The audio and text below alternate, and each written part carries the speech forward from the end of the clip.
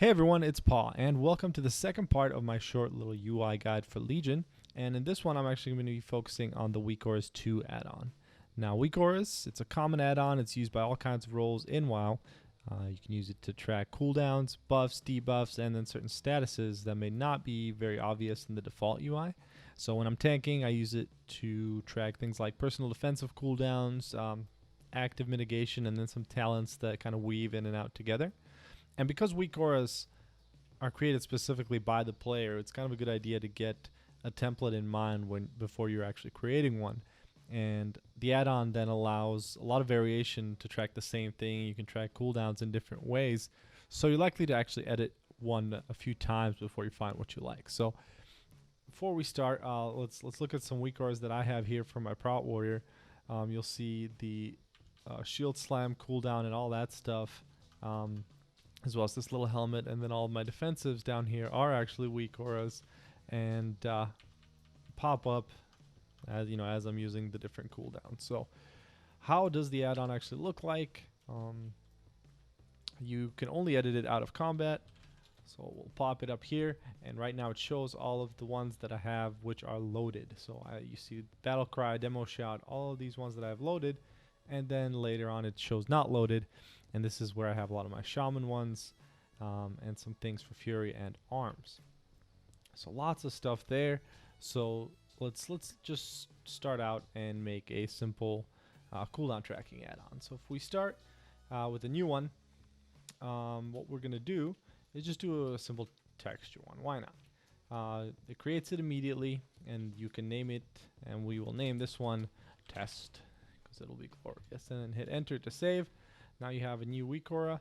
You have multiple tabs up here which will let you edit certain properties of that particular weak aura. So make sure you have it selected. Display deals with everything about the icon. You can resize it by clicking and dragging, but like I said in part 1, it's a good idea to get in the habit of actually manually editing these values and getting things to look precisely how you want them. So that's display. You choose an icon here. There's multiple areas, multiple subcategories. There's tons and tons of icons.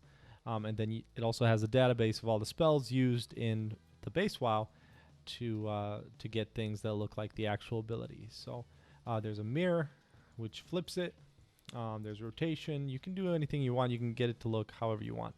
Trigger deals with when it actually appears on your screen. So this is where you're going to set what you want to do. So since we're doing a simple cooldown tracking one, we can just do a status and then cooldown. You can do an item, you can do a spell, you can do cooldown progress. So let's do a cooldown progress, and what we're going to do is we're going to do, let's do demoralizing shout. Demoralizing shout. So see, it kind of popped up the icon because it matched. So what it's going to do now is it's going to have this icon here, and whenever we use demo shot, it should progress through it and show it. So the way you bring up weak auras, by the way, is /WA, and yes, it is weak auras 2. But all right, here we go. Load. I want to load this in combat. Player class warrior. Actually, let's go back. So anyway, that's the trigger cooldown progress on demo shout. So let's see if I go in here and I use demo shout real quick. It's on and it's not working. There it goes. So now it shows that it's on cooldown. This is kind of a weird one to use this to track, but right now it's not actually gonna show you what it's doing. So let's get it to do what we want it to do. Now say I want it to act like my demoralizing shot thing down here. What it's going to do is let's select test. We'll go here, and the trigger, we're going to change the status trigger to an action usable. So this time we're going to do demoralizing shout, and when it's usable, it's going to pop up. Now there's one thing down here called inverse. This will kind of change that behavior. So if you want your aura to appear, for example, when a buff is not present, you would click inverse, or vice versa. So you can use this to kind of switch that trigger activity. You can also add additional triggers. I'll talk a little bit about that later. And then the biggest important thing for cleanliness sake is this load thing. So I actually had it set on not in combat. That's why it didn't pop up right away when I used demo shout. load is how you get it to show up in the exact situation that you want it to. You can have it only on a specific character name, on different classes. So let's go warrior, talent spec. If you click this again, you can actually select multiple ones at the same time. Or you just go, same thing with talents. You can do multiple talents at the same time. And all kinds of fancy options for when you actually want to load. Actions, you can have a chat message, play sounds, glow, all kinds of fancy things. And animations for having it move. Now, 99% of the weak auras I've ever made is actually just cooldown tracking. It's stuff like this where, for example, I have a thunderclap, right? It's got an automatic icon. The trigger for it is going to be an action usable for thunderclap. It's loading only when I have a warrior, and only when I'm protection, and only when it's coming up in combat. The other thing I have in most of my auras is the key that I actually use to cast that. So right here in the text field, that's where you put it. If I didn't have automatic icon checked, I could choose in here and search thunderclap,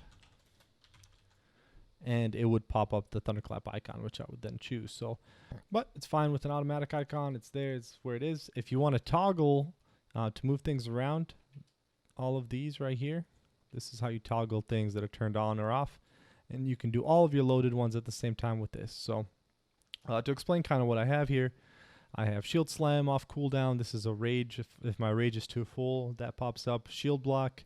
When I don't have the aura on me, this pops up. I also have a victory rush, ignore pain. This actually, there's 4 different stacks under here. There is a focused rage underneath this as well. Thunderclap, and then these are all my defensives, and then revenge, because it's a main rage generating ability now. So I track shield slam procs and revenge through this. For those of you that play Prout Warrior, you'll know why those are important. So that's how you get all that. The alignment, again, all that stuff's down here in the display tab. So if we want to talk about something more complex, what I'm going to do actually is talk about my 2 vengeance, which vengeance is a Prout Warrior talent, and this talent reduces the cause of focused rage when you cast ignore pain, and vice versa, both of them by 50%. So when you're using this, you can be a lot more efficient with what you're using your rage for, and you can create bigger ignore pain shields. So the way my aura works, you'll see it in the middle of the screen here, is once I cast my first initial ignore pain, when I have enough rage to cast, if I can ever get a proc here, there we go. Once I have enough rage to cast focus rage, it pops up right here, and it's tracking how much time I have left to cast that. And then when ignore pain pops up, I can again, it tracks that buff. I have 8 seconds remaining on the buff, 8 seconds just with a radial indicator on that. Excuse me. I have, so that's how it works, and that's how this talent works. A lot easier to keep track of than looking up here at my buff bar. Just always have a nice quick feedback on how I'm weaving these 2 together. So something I really enjoy about that interaction. I'll go through a few of my other characters and show some things on how to set up a buff on your target, or a debuff on your target that you've applied, that you have with the new the pandemic mechanic that they have in WoW, where you can reapply a buff within a certain amount of time, and the duration of that buff that's remaining will get applied to the new duration of the buff, so you have a longer buff. So how does my vengeance, how do these 2 work? The way to make this happens is actually with 2 triggers. So I have an aura tracker, and an aura is anything that's a buff or a debuff. With an aura, it's important to select the unit, so you have a player or target, multi-target. You can have a lot of different options there. So I have an aura that tracks when I have Vengeance Ignore Pain available here, and then I have a second trigger, which is a status action usable for Ignore Pain. So that means that this aura will only display when I have the buff aura for the Vengeance talent, and I have enough rage to actually cast and ignore pain. So That way, I had it without the second trigger, and I found that I was trying to spam it when I didn't have enough rage for it, and so that kind of took out some of the efficiency. So I added this second trigger. Now, so multi-target triggers, once you start messing with these, sometimes the dependencies are a little weird. It's going to take a little bit of practice, but once you have them down, you can do a lot of fancy things with them. You can also do cooldown progress on items. You just have to type the item name and it'll populate this. Weak auras is updated very frequently. The devs deserve lots of props for that. So as you can see, I have quite a few here. That just about covers it. Now the last thing I want to talk about is overlapping auras and how to duplicate them. So the other thing you can do with all of these auras, and I know we're going a little bit longer than I wanted to with this video, but weak auras is kind of great. So the other thing I wanted to show you is when you right click one of these, let's do a loaded one, you can do a number of things, not only just rename it, but you can duplicate it, which is how I got basically the two mirror ones. So let's show you that real quick. Oops, didn't want to do that. So right here for Shield Slam, to get the second one, so this is my left side, this is the right side. To get this second one, what I did is I duplicated this one and then just added an R onto the top of it. Then I hit in the display, I just hit mirror real quick, and then I moved it to the positive variation of this X offset. So this one here has a positive 165 and it has the mirror check. So no mirror, negative 165, positive 165. So that's how you make kind of symmetrical ones in a quick and easy way. And so like I said, the last thing I'm gonna have to show you on my, here we don't want to wait 20 seconds. I'll have to show you on my shaman. Oh, good old intercept. So let's log out real quick. I want to show you an overlapping aura. What I mean by overlapping auras is actually creating two creating two auras that are used for the same spell, but may have just it may just be easier to, rather than doing it with multiple triggers, to actually do it with two of the same aura but with a different trigger. So I'm actually resto. Here we can show off some of the resto weak auras I have. I just got to get in combat. So you'll see that I have cooldowns pop up and then the main healing spells right there. They only pop up in combat, and I actually have healbot or default raid frames kind of running right down here. So that's how I'll get click or healbot to work with that. But if I go enhance real quick, bear with me here, there's just one more thing to go. And then that'll just about cover most of the features that you'll use for weak auras and how those will help you. So if I'm running in here and I hit this, and I have a bunch of stuff enabled on my ISOD, so ignore that. But you'll see that the two buffs that enhance uses are going to be popping up right here and right there. So I actually have Flame Shock, or Flame Tongue, excuse me, going.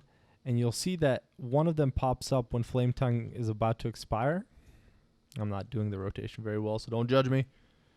But when Flame Tongue is about to expire, and when that pandemic cutoff comes into play, you'll see a cooldown progress right there. And if I add that, then it adds that remaining duration to the new buff. But what also happens is when Flame Tongue actually goes away, then just the solid icon appears. So what that looks like in here, and again, I wish I had disabled this guy right there. But that was that sidebar right there is actually the mana bar. So because Enhanced Shaman has both mana and Maelstrom, that's why that's popping up. So here I have two Flame Tongues. So I have a Flame Tongue when it's not there, and I have a Flame Tongue when it's soon. So this one, the trigger is just the aura for that, okay? But at the same time, I know that the cutoff timer for the pandemic on Flame Tongue is, I think, like 4.2 or 4.8 seconds. So I just made it less than or equal to 4, and this is always in seconds, and then showed an own only and a remaining time. So this is the one that shows the cooldown, the radial progress here. And then this one is just a simple aura for Flame Tongue, and I have it on inverse because I wanted to show up when it's not on me. So the unit is the player and the aura type is a buff. Make sure you set this aura type and this if you're going to be tracking something that's an aura. So I know that was pretty quick, and hopefully that made sense. But I believe I covered most of these, or at least enough to get you started with weak auras. I know this went a lot longer than the Ice Hut video, but hopefully I answered most of the questions. And if you've been a little hesitant about trying weak auras or seeing what weak auras could do, hopefully this kind of alleviated that, and you can get started and have a great UI going for Legion. But basically, thank you for watching. It's been Paul, and I'll see you for some raid guides and anything else I can think of in the meantime. Oops, I actually forgot to talk about something. So the one thing I did want to talk about for beginners with weak aura is there's this new feature that they added that's character specific. It's called From Template. So what you can do is when you're logged into the character that you want to create a weak aura for, is you can hit that From Template button, and it'll then take you into basically a database of pre-created weak auras for your character. So what we can show you here is from template, you still get the options for display. Now, earlier I did a demo shout, and I only chose a texture.